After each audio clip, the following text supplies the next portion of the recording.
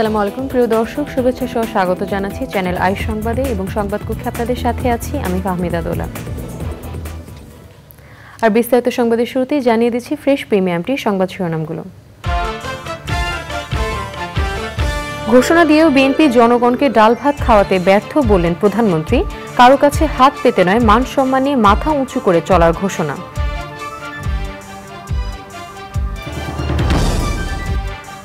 BNP বিদেশিদের কাছে পাত্তা পাচ্ছে না বলে অর্থমন্ত্রীর মন্তব্য। জলবায়ু পরিবর্তনে ক্ষতিপূরণ পেতে উন্নত দেশগুলোকে চাপে রাখার পরামর্শ। ভারতের অষ্টাদশ লোকসভা নির্বাচনের ভোট শুরু হবে শুক্রবার। প্রথম দিন ভোট হবে 17 রাজ্য ও 4টি কেন্দ্রীয় শাসিত অঞ্চলের 102টি আসনে। এবং চিত্রনায়িকা পরিমণি সহ দুজনের বিরুদ্ধে আদালতে পিবিআইয়ের চার্জশিট। ব্যবসায়ী নাসিরকে মারধর ও হত্যা চেষ্টার অভিযোগ।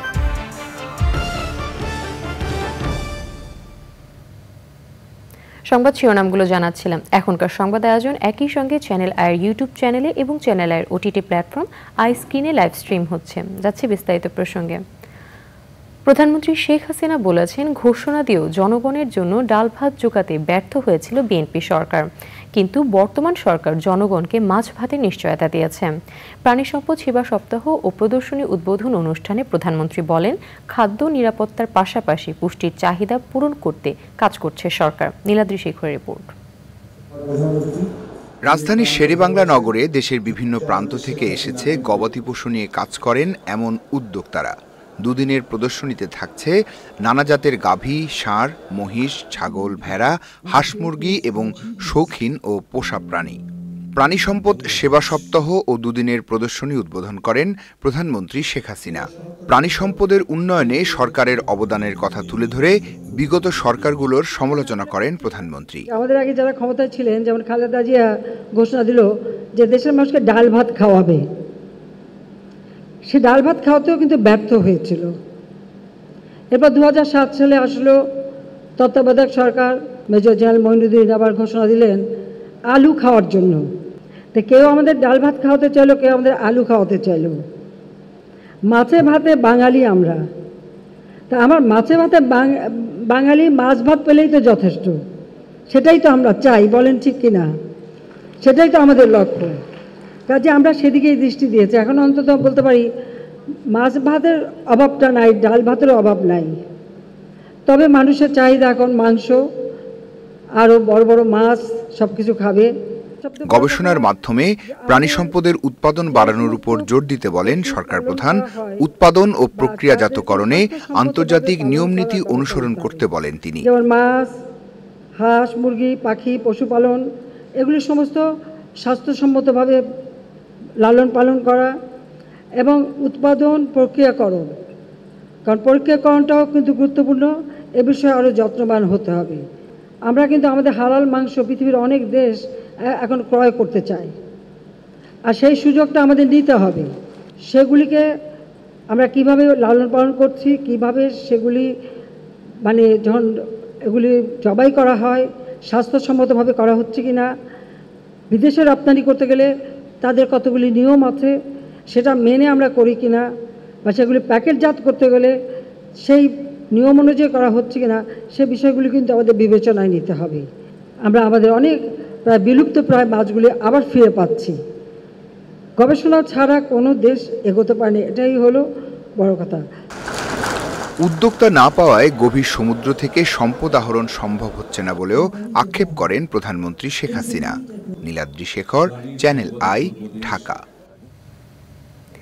বিএনপি বিদেশিদের কাছে পাত্তা পাচ্ছে না বলে মন্তব্য করেছেন অর্থমন্ত্রী আবুল হাসান মাহমুদ আলী। ওয়াশিংটন ডিসিতে বিশ্বব্যাংক গ্রুপের বসন্তকালীন সভায় যোগ দিয়ে তিনি বলেছেন, উন্নয়ন সহযোগীরাও দলটির শীর্ষ নেতাদের কথায় আস্থা রাখে না। সে সময় নোবেলজয়ী অর্থনীতিবিদ এস্থার দুফ্লো বাংলাদেশ সহ জলবায়ু পরিবর্তনে ক্ষতিগ্রস্ত দেশগুলোকে ক্ষতিপূরণ পেতে উন্নত দেশগুলোর উপর চাপ অব্যাহত রাখার পরামর্শ দিয়েছেন। রিজভি নাওয়াজের রিপোর্ট।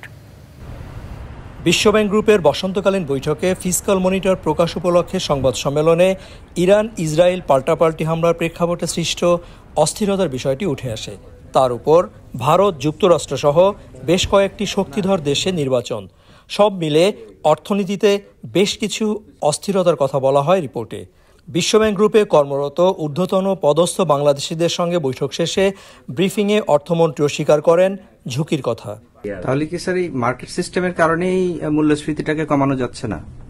ওটা একটা কারণ, ওটা একটা ইম্পর্টেন্ট কারণ।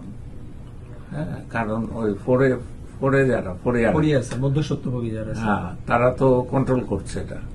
এটা কন্ট্রোল করলে হবে না। এখন এই তেলের ব্যাপারটা তো এটা তো আরো কমপ্লিকেটেড। হ্যাঁ, যে আমাদেরকে তো অনেক জিনিস আমাদেরকে ইয়ে করতে হয়, মানে আমরা রিসিভিং এন্ডে আমরা কিছু করতে পারি না। তো দেখা যাক, এই যে ডিস্ট্রিবিউশন সিস্টেমটা, এটার মধ্যে তো ফ্ল নিশ্চয়ই আছে। তো এটা চেষ্টা করতে হবে, একদিন দুই দিনে এটা হবে না। যে এখন যারা চাষি উৎপাদন করছে তারা আগে তো কোনো দামই পেত না, এখন আবার যখন তারা দাম পেতে শুরু করেছে তাদেরকে তো জমিতে এসে টাকা দিয়ে তারা নিয়ে যাচ্ছে। এখন যখন তারা এই টাকা পাচ্ছে, ভালো দাম পাচ্ছে, তখন আবার যারা ভোক্তা তারা চিৎকার করছে যে আমাদের তো এটা তো অনেক বেশি দাম। তো এগুলো আছে প্রবলেম। দেশবিরোধী প্রচারণা নিয়েও কথা বলেন অর্থমন্ত্রী। পদ্মা নদীর উপরে সেতু, তো এটা তো বেগম জিয়া বলেন যে এটা নাকি ভেঙে পড়বে। হ্যাঁ, এখন আপনারা এমন লোককে লিডার বানিয়েছেন, আপনারা মানে প্রতিপক্ষ, যার এইটুকু সেন্স নাই যে এই সেতু তো ভাঙ্গার সেতু, ভেঙে পড়বে না। আলাদা এক সংবাদ সম্মেলনে বিশ্ববরেণ্য অর্থনীতিবিদরা বলেন, গরিব দেশগুলোর দুরবস্থার জন্য ধনীরাই দায়ী, আর সে কারণেই ধনী দেশগুলোকে গরিবের পাশে দাঁড়াতে হবে।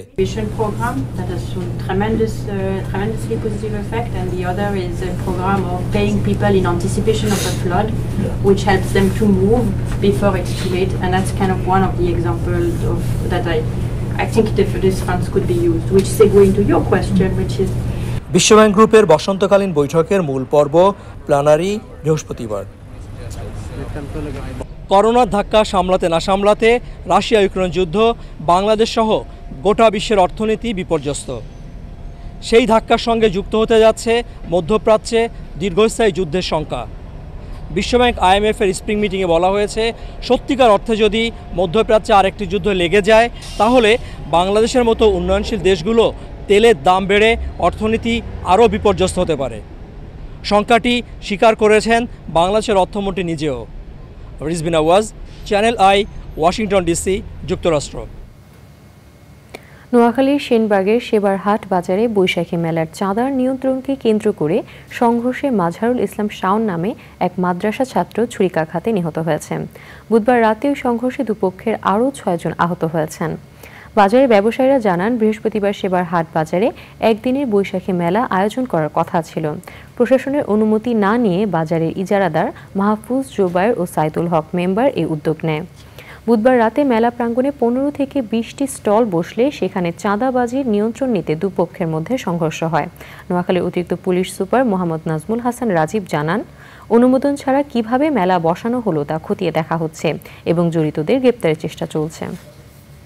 খবর পেয়ে অতি দ্রুত আমাদের সেনবাগ থানা পুলিশ রেসপন্স করে, কিন্তু আস্তে আস্তে সেনবাগ থানা থেকে আস্তে আস্তে যতটুকু সময়, তার ভেতরেই আপনার 2 গ্রুপের মারামারিতে 3 থেকে 4 জন আহত হয়, যার ভিতরে একজন মারা গিয়েছে বলে আমরা শুনেছি। এবং কারা কারা এই মেলার সাথে জড়িত, টোটাল আজকে এই ঘটনাটার পিছনে যারা জড়িত থাকবে না কেন, সেটা কিশোর গ্যাং হোক, বড় হোক, সন্ত্রাস হোক, যে গ্রুপ হোক না কেন, আমরা সকলকে অবশ্যই আইনের আওতায় নিয়ে আসবো।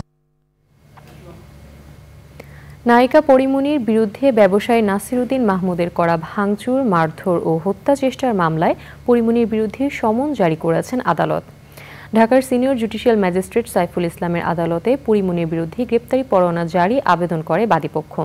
এদিন পিবিআইয়ের তদন্ত প্রতিবেদন গ্রহণের বিষয়ে শুনানি গ্রহণ করে আদালত। শুনানি শেষে আদালত পিবিআইয়ের তদন্ত প্রতিবেদন গ্রহণ ও পরিমণির বিরুদ্ধে সমন জারি করে আদেশ দেন। বাদীপক্ষের আইনজীবী জানিয়েছেন, মদ পার্সেল না দেওয়ায় ঘটনার দিন রাতে পরিমণি বোট ক্লাবে ভাঙচুর ও মারধর করেন।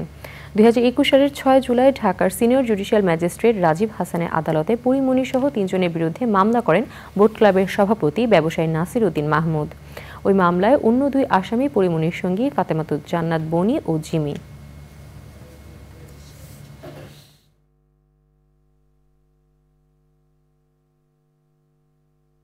323-এ আছে হচ্ছে মারধর আঘাত, আর 506 হচ্ছে ভয়ভীতি প্রদর্শন। এই দুটো ধারার বাইরেও ভাঙচুরের বিষয়টাও এই তদন্ত প্রতিবেদনে উঠে এসছে। তো তার ভিত্তিতে আমরা আজকে বিজ্ঞ আদালতে বলেছি এই তদন্ত প্রতিবেদনটা গ্রহণ করার জন্য। আর আসামি আমরা 3 জনকে করেছি, শামসুন নাহার স্মৃতি ওরফে পরিমণি, আর ওনার বোন বনি, আর একজন আছে জিমি। তো বনিকে মামলার প্রতিবেদনে অব্যাহতি দেওয়া হয়েছে, জিমি আছে সাথে, অর্থাৎ শামসুন নাহার স্মৃতি ওরফে পরিমণি আর হচ্ছে ওনার যেই কস্টিউম ম্যানেজার ছিল জিমি, ওনার বিরুদ্ধে তদন্ত অভিযোগ প্রমাণ হয়েছে অপরাধের।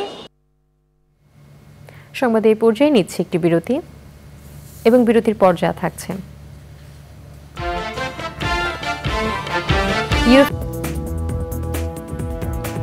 বিরতির পর আবার আমন্ত্রণ চ্যানেল আই সংবাদে। প্রতিষ্ঠার 10 বছরে 100 কোটি টাকার প্রিমিয়াম অর্জন করেছে দেশের চতুর্থ প্রজন্মের বীমা company chartered life insurance company limited. একই সাথে বীমা খাতের আলোচিত পণ্য ব্যাংকাসুরেন্স চালু করেছে কোম্পানিটি। সন্ধ্যায় রাজধানী একটি হোটেলে 2023 সালে লক্ষ্যমাত্রা অর্জনকারীদের সম্মাননা প্রদান অনুষ্ঠানে একথা জানান প্রতিষ্ঠানের পরিচালকরা। বিস্তারিত তাফহিমুল ইসলাম সূচনা রিপোর্টে। পুঁজিবাজারে তালিকাভুক্ত চতুর্থ প্রজন্মের শীর্ষস্থানীয় বীমা কোম্পানি চার্টার্ড লাইফ ইন্স্যুরেন্স প্রতিষ্ঠার 1 দশকেই 100 কোটি টাকার উপরে প্রিমিয়াম আয় করেছে কোম্পানিটি। 2023 সালে প্রিমিয়াম আয়ের এই সাফল্য অর্জন করে কোম্পানিটি, যা প্রথম প্রজন্মের অনেক কোম্পানি থেকেও এগিয়ে। আইডিআরএ থেকে যেই সূচকগুলো আছে কোম্পানির, প্রত্যেকটা সূচকে আমরা কিন্তু কোয়ালিফাই করেছি এবং প্রত্যেকটা সূচকে আমাদের কমপ্লায়েন্সের থেকে শুরু করে আমাদের যেই জায়গাগুলো ফুলফিলমেন্ট করার কথা, আমরা শতভাগ ক্লেম দেই, আমাদের বিরুদ্ধে কোনো অভিযোগ নেই, কোনো ধরনের ইনকমপ্লায়েন্স নেই। এবং সর্বশেষ যেটা হয়েছে যে মাত্র 15টি কোম্পানিকে আউট অফ 36টা কোম্পানি যাকে আইডিআরএ তার বিভিন্ন 6টি ক্রাইটেরিয়ার মাধ্যমে মনোনয়ন দিয়েছে যে ব্যাংক অ্যাসুরেন্সের জন্য কোয়ালিফাই করেছে, চার্টার্ড লাইফ তার মধ্যে একটি। ম্যাট লাইফকে আমাদের একদিন পেছনে ফেলতে হবে, সেটি হোক আমাদের লক্ষ্য। সেই লক্ষ্যে যদি আমাদের পৌঁছতে হয় তাহলে যার যে কাজ সেই কাজ সুন্দরভাবে করতে হবে, সময় মতো করতে হবে। ছোট ছোট অর্জন বা সাফল্যেই আগামীতে বড় সাফল্য হয়ে দেশের 1 নম্বর কোম্পানিতে পরিণত হবে, এমনটাই আশা কোম্পানির পরিচালকদের। আমরা যদি শতভাগ পরিকল্পনা বাস্তবায়ন করি এবং এটা যদি আমাদের একদম ভিত্তি পর্যায়ে অর্থাৎ ব্রাঞ্চ লেভেলে কতগুলো ব্রাঞ্চ আমাদের শতভাগ টার্গেট পূরণ করছে সেটা যদি আমরা বাস্তবায়ন করি, তাহলে আমাদের এই বড় পরিকল্পনায় যেতে আমাদের বেশি সময় লাগবে। প্রতিনিয়ত সমাজ, দেশ, বিশ্ব যেভাবে এগিয়ে যাচ্ছে তার সাথে যদি খাপ খাওয়ার মতো নিজেকে ওই যোগ্য করে তোলা না যায় তাহলে একসময় হারিয়ে যেতে হবে। নিজ নিজ ক্ষেত্রে লক্ষ্যমাত্রা অর্জনের জন্য অনুষ্ঠানে 54 জন বীমাকর্মী ও 27 জন কর্মকর্তাকে সম্মাননা দেওয়া হয়। Tafhimul Islam Sujon, Channel I, Dhaka. জাতিসংঘের সিস্টেম অফ এনভায়রনমেন্টাল ইকোনমিক অ্যাকাউন্টিংয়ের ফ্রেমওয়ার্ক এবং এর সংশ্লিষ্ট থিমেটিক এরিয়াসগুলোর বিবেচনায় সরকার প্রাকৃতিক সম্পদের হিসাব প্রণয়নের উদ্যোগ নিয়েছে বলে জানিয়েছেন পরিবেশ, বন ও জলবায়ু পরিবর্তন বিষয়ক মন্ত্রী সাবের হোসেন চৌধুরী। রাজধানী আগারগাঁও পরিসংখ্যান ভবনে এ বিষয়ে সেমিনারে প্রধান অতিথির বক্তৃতা করেন পরিবেশ মন্ত্রী। বাংলাদেশ পরিসংখ্যান ব্যুরো পরিবেশ পরিসংখ্যান প্রণয়নের জন্য একটি সেল গঠন করেছে বলেও জানান মন্ত্রী। 13 কোটি মেট্রিক টন কৃষি মাটি আমরা ব্যবহার করছি এই সনাতন পদ্ধতিতে ইট তৈরি করার জন্য।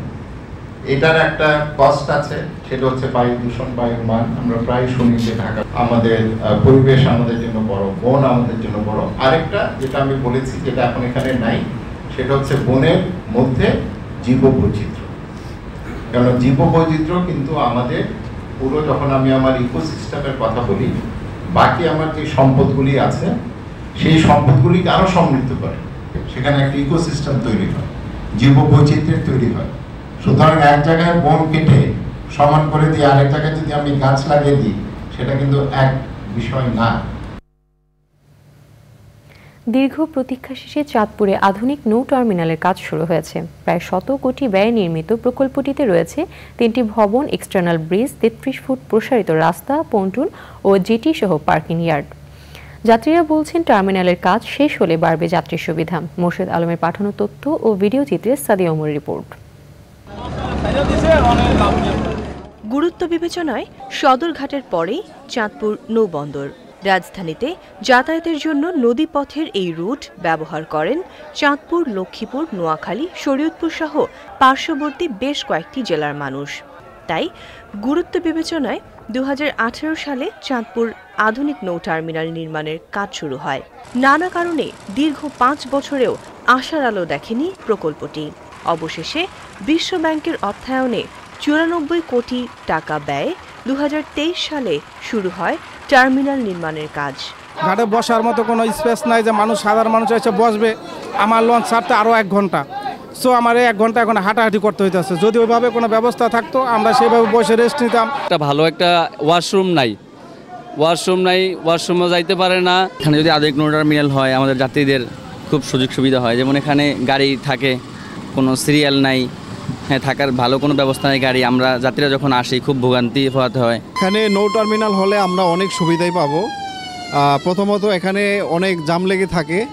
আমাদের যে লঞ্চঘাট আসার জন্য যে রোডটি আছে সেটি খুবই সংকীর্ণ, এবং নৌ টার্মিনাল হলে রোডটি অনেক প্রশস্ত হবে এবং আসতে যেতে আমাদের অনেক সুবিধা হবে। যে যানজটটা লেগে থাকে সেটা থাকবে না। আধুনিক নৌ টার্মিনাল হলে যাত্রীদের অনেক সুযোগ সুবিধা বাড়বে, যাত্রীরা নির্দিষ্ট সময়ে গন্তব্যে পৌঁছতে পারবে। প্রকল্পের বেড ক্লিয়ারিং শেষে চলছে পাইলিংয়ের কাজ। কাজের অগ্রগতি আছে, আমরা এখন পর্যন্ত মোটামুটি সন্তুষ্ট আছি। হয়তোবা আশা করা যায় সামনের দিকে আরেকটু ফাস্ট হবে কাজ, কারণ আমাদের এখন যেহেতু নিচের কাজ হচ্ছে, আপনার এই পাইলিংয়ের কাজগুলো মোটামুটি হয়ে গেলে পরে আমাদের উপরের দিকে দৃশ্যমান কাজগুলো আসলে খুব সহজেই দেখা যাবে, এবং তখন একটা স্ট্রাকচার দাঁড়িয়ে গেলে পরে মোটামুটি সবাই অন্তত বুঝতে পারবে যেখানে আসলে কাজের অগ্রগতিটা কতটা ফাস্ট। 2025 সালের জুলাই মাসে শেষ হবে প্রকল্পের মেয়াদ। সঠিক তদারকির মাধ্যমে নির্ধারিত সময়ে প্রকল্প বাস্তবায়নের দাবি যাত্রীদের। Sadia Omar, channel I. বাংলাদেশের হৃদরোগ চিকিৎসকদের আধুনিক প্রযুক্তিগত জ্ঞানের উৎকর্ষ সাধনে ঢাকায় 2 দিনের কর্মশালা চলছে। রাজধানীতে society for cardiovascular angiography and interventions SCAI এর 4th কোর্সে অংশ নেন দেশি বিদেশি হৃদরোগ বিশেষজ্ঞ ও চিকিৎসকরা। 2 দিনের কয়েকটি অধিবেশনে হৃদরোগের বিভিন্ন জটিলতা, ঝুঁকি ও প্রতিকার নিয়ে আলোচনা হয়। এসব অধিবেশনে 500-এরও বেশি বিশেষজ্ঞ ও তরুণ ইন্টারভেনশনাল কার্ডিওলজিস্ট তাদের মতামত দেন ও হাতে কলমে প্রশিক্ষণ নেন। কর্মশালার সহযোগী ইনসেপ্টা ফার্মাসিউটিক্যালস লিমিটেড।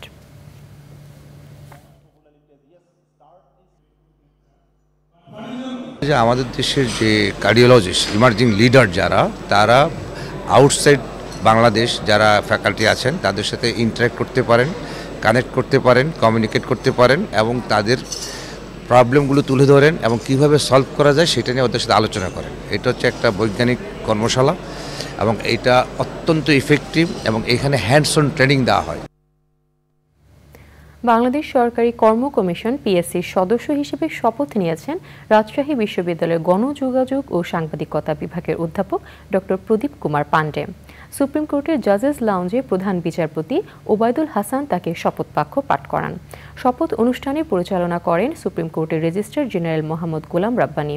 শপথ অনুষ্ঠানে আপিল বিভাগের জ্যেষ্ঠ বিচারপতি M এনায়েতুর রহিম, PSCর চেয়ারম্যান মোহাম্মদ সোহরাব হোসাইন, PSCর সদস্য হাইকোর্ট বিভাগের রেজিস্ট্রার মুন্সি মুশিয়ার রহমান, আপিল বিভাগের রেজিস্ট্রার মোহাম্মদ সাইফুর রহমান এবং অন্য কর্মকর্তারা উপস্থিত ছিলেন। 19 মার্চ PSCর সদস্য হিসেবে নিয়োগ পান রাজশাহী বিশ্ববিদ্যালয়ের গণযোগাযোগ ও সাংবাদিকতা বিভাগের অধ্যাপক ডক্টর প্রদীপ কুমার পান্ডে। ভারতের অষ্টাদশ লোকসভা নির্বাচনে ভোট গ্রহণ শুরু হচ্ছে শুক্রবার। এবারে নির্বাচন হবে 7 দফায়। ভারতের 28টি রাজ্য ও 8টি কেন্দ্রশাসিত অঞ্চলের মধ্যে প্রথম দিন ভোট হবে 17টি রাজ্য ও 4টি কেন্দ্রশাসিত অঞ্চলের 102 আসনে। নির্বাচনে প্রতিদ্বন্দ্বিতা করছে 2666টি রাজনৈতিক দল। ভোটার প্রায় 97 কোটি। ইফফাত জাহানের রিপোর্ট। ভারতের অষ্টাদশ লোকসভার নির্বাচনের ভোট গ্রহণ শুরু হচ্ছে শুক্রবার। ভোট হবে ইলেকট্রনিক ভোটিং মেশিনে। এরই মধ্যে নির্বাচন কমিশন ভোটের চূড়ান্ত প্রস্তুতি শেষ করেছে। ভোটের মাঠে প্রতিদ্বন্দ্বিতা করছে বিজেপি, কংগ্রেস, আম আদমি পার্টি, ন্যাশনাল পিপলস পার্টি, মমতার তৃণমূল, লালু প্রসাদ যাদবের রাষ্ট্রীয় জনতা দল সহ 2666টি রাজনৈতিক দল। এবার ভোটের জন্য নিবন্ধিত হয়েছে প্রায় 97 কোটি ভোটার। আর প্রথম ভোটাধিকার প্রয়োগ করবেন 18 থেকে 19 বছর বয়সী 1,80,00,000 ভোটার। পুরো দেশের 28টি রাজ্য ও 8টি কেন্দ্রশাসিত অঞ্চলের মধ্যে আগামীকাল ভোট হবে 17টি রাজ্য ও 4টি কেন্দ্রশাসিত অঞ্চলের 102টি আসনে। রাজ্য ও কেন্দ্রশাসিত অঞ্চলগুলো হল পশ্চিমবঙ্গ, বিহার, উত্তরপ্রদেশ, উত্তরাখণ্ড, ত্রিপুরা, তামিলনাড়ু, সিকিম, রাজস্থান, নাগাল্যান্ড, মিজোরাম, মেঘালয়, মণিপুর, মহারাষ্ট্র, মধ্যপ্রদেশ, লাক্ষাদ্বীপ, জম্মু ও কাশ্মীর, ছত্তিশগড়, আসাম, অরুণাচল প্রদেশ। সংঘাত বিধ্বস্ত মণিপুরের 2টি আসনেই ভোট হবে শুক্রবার। মণিপুর রাজ্যে নির্বাচনী প্রচারে যাননি প্রধানমন্ত্রী নরেন্দ্র মোদী। রাজ্যটিতে এরই মধ্যে একাধিক গোষ্ঠী ও সংগঠন ভোট বর্জনের ডাক দিয়েছে। নির্বাচন ঘিরে রাজ্যগুলোতে নিরাপত্তা ব্যবস্থা জোরদার করা হয়েছে। ইফাত জাহান, চ্যানেল আই। দক্ষিণ গাজায় রাফায় ইসরায়েলি হামলায় 3 শিশুসহ কমপক্ষে 7 জন নিহত হয়েছেন। গাজার বিভিন্ন অঞ্চল দুর্ভিক্ষের মুখোমুখি হওয়ার আন্তর্জাতিক সংস্থাগুলোর দাবি প্রত্যাখ্যান করেছেন ইসরায়েলের প্রধানমন্ত্রী Benjamin Netanyahu. Activist group no tech for apartheid বলছে, ফিলিস্তিনিদের পক্ষ নেওয়ায় 28 কর্মীকে বরখাস্ত করেছে গুগল। ইরানের বিরুদ্ধে নতুন দফায় শিগগিরই নিষেধাজ্ঞা দেওয়ার ঘোষণা দেওয়া হবে বলে জানিয়েছে হোয়াইট হাউস। মার্কিন যুক্তরাষ্ট্র, Israel, Argentina, Australia, Canada, Japan, New Zealand এবং ইউরোপের বেশিরভাগ দেশসহ মোট 46টি দেশ ইসরায়েলে ইরানের হামলার নিন্দা জানিয়ে বিবৃতি দিয়েছে। ব্রাসেলসে ইইউ শীর্ষ সম্মেলন শেষে ইরানের ড্রোন ও ক্ষেপণাস্ত্র প্রস্তুতকারকদের ওপর নতুন নিষেধাজ্ঞা আরোপ করতে ইউরোপীয় ইউনিয়নের শীর্ষ কর্মকর্তারা সম্মত হয়েছে বলে জানিয়েছেন ইউরোপীয় কাউন্সিলের প্রধান চার্লস মিশেল। এবারে নিটোল টাটা কৃষি সংবাদ।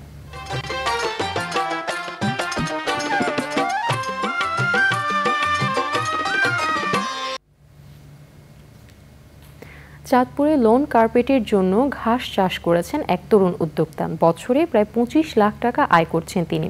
বাড়ির আঙিনা ও বিভিন্ন স্থানে সৌন্দর্য বর্ধনে লন কার্পেটের ঘাস সংগ্রহ করছেন শৌখিন মানুষেরা।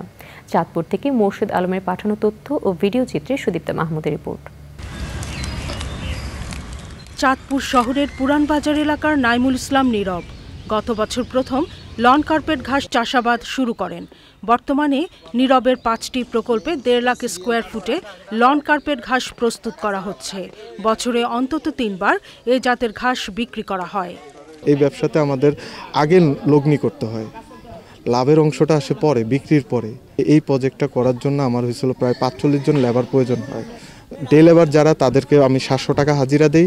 আর মান্থলি যে লেবারগুলো আছে ওনাদের কারো বেতন হয় 21,000 টাকা, কারো বেতন হয় 28,000 টাকা। সর্বোচ্চ আমার এই জায়গায় বেতনের কর্মচারী আসছিল প্রায় হয়েছিল 30,000 টাকা। পতিত জমিতে ঘাস চাষ শুরু করলেও বর্তমানে তার 5টি প্রজেক্টে কাজ করছেন অর্ধশতাধিক শ্রমিক। একটা কর্মসংস্থান হয়েছে এই ঘাস, অথবা এরকম যদি আরো কেউ উদ্যোক্তা থাকে তারা যদি এগিয়ে আসে, চাকরি বাকরির দিকে না করে এরকম একটা উদ্যোগ যদি করতে পারি তাহলে আমরা নিজেরাও স্বাবলম্বী হতে পারবো।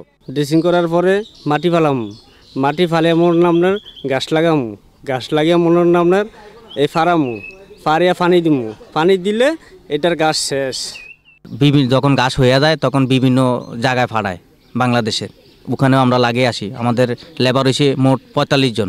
লন কার্পেট ঘাসে পোকা বা অন্য কোনো রোগবালাই আক্রমণ করে না। উৎপাদন খরচ কম হওয়ায় বাণিজ্যিকভাবে এই ঘাস চাষ লাভজনক। আমি মনে করি যে এটি যারা সৌন্দর্যপ্রিয় মানুষ তারা বাড়ির আঙ্গিনায় তারা এটা করছে এবং চাঁদপুরে কয়েকজন উদ্যোক্তার সৃষ্টি হয়েছে। আমরা মনে করি আরও কিছু তরুণ উদ্যোক্তার সৃষ্টি হবে। উৎপাদিত লন কার্পেট ঘাস চট্টগ্রাম, সিলেট, গাজীপুর, নরসিংদী, বান্দরবান, খাগড়াছড়ি, নারায়ণগঞ্জ, ব্রাহ্মণবাড়িয়া, মুন্সিগঞ্জ সহ দেশের বিভিন্ন জেলায় সরবরাহ হচ্ছে। Sudipta Mahmud, channel I. এখন দেখবেন প্রকৃতি সংবাদ।